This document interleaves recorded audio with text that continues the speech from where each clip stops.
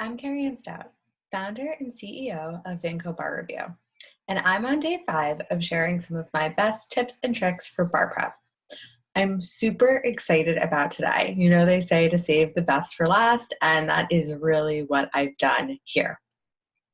So today, day 5, I want to share with you a strategy that I usually only share with the students who hire Vinco to work with us as coaches. So this is some insider material for you.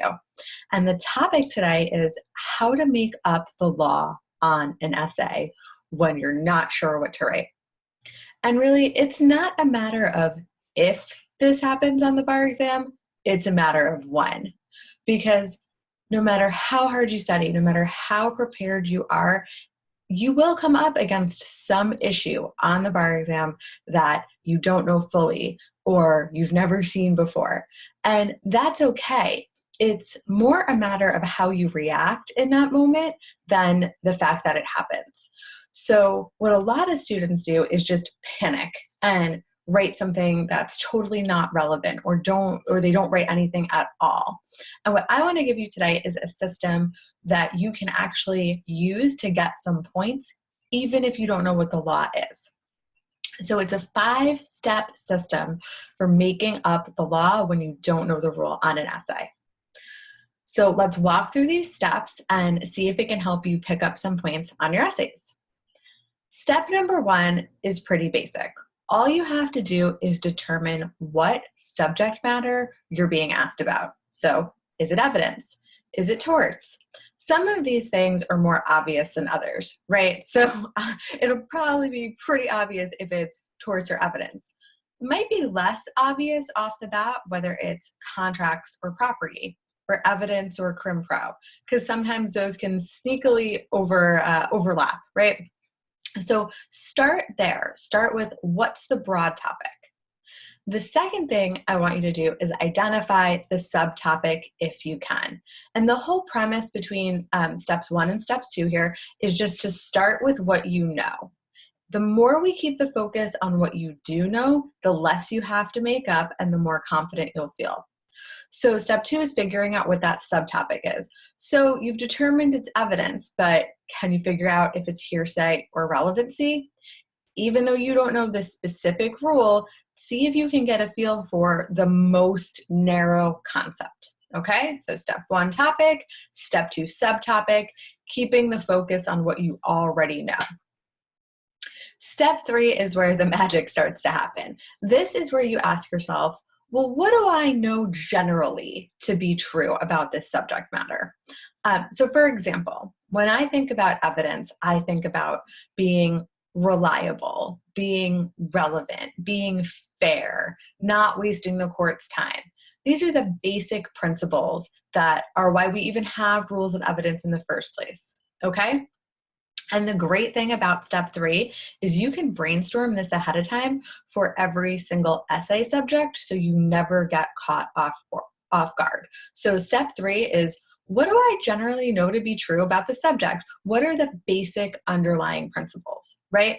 Because you don't want to totally make stuff up. You don't want to absolutely be grasping at straws. You want to have a foundation for what you're going to write down, and the general principles that underline the subject matter are an excellent place to start. So then we go to step 4, which is to go back to the facts and see what sticks out.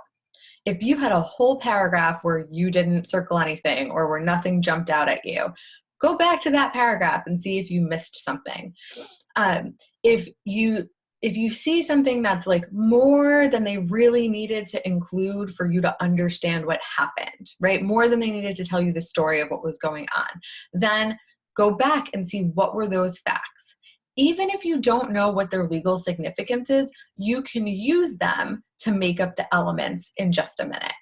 So after you identify the topic, identify the subtopic, think about the basic principles and what you generally know to be true about the subject matter, then you go back to the facts and see what is sticking out to me. And then finally, how should this come out? What should the conclusion be? A lot of times students tell me, you know, Carrie Ann, I know it's constitutional. I know it's admissible. I know it's a contract, but I don't know why. So Figure out how you think this hypothetical question should come out and make sure that you're crafting your rule to agree with that conclusion once you apply to it. So that last step is to figure out how it should come out. So once you've gone through these 5 steps, you have all the information to do what I like to call reverse engineering or backing into the rule. Now you know, okay, I need a rule that'll get me to this conclusion. I know it needs to have these principles. I know these are the important things from the facts. And you can put it together in a way that you can apply to it. And you might be thinking, well, why should I waste my time or bother making up the rule if I don't know it? Shouldn't I just move on? And the reason to have a strong rule statement anchoring your essay, even if it's not 100% correct, is because it encourages you to do a good analysis. So the most important thing about creating this rule statement that you're making up is to apply to it just like you would any other rule, okay? So for a quick recap, if you find yourself on the exam, you don't know what you're supposed to be talking about and you need to make up a rule, identify the topic, identify the subtopic, ask yourself, what do I know to be true generally about this subject? Go back to the facts and see what sticks out, and then decide how should this conclusion come out. And the really important thing here is to practice this. So when you get stuck on an essay in practice, don't just, I see you peeking at the back of the book or looking at the answer. Don't do that. That will hurt you. Instead, what you should do is practice these 5 steps so that you can implement them seamlessly on test day. So that's it. When you come across some law you don't know, don't panic. Focus on what you do know and walk calmly through these 5 steps.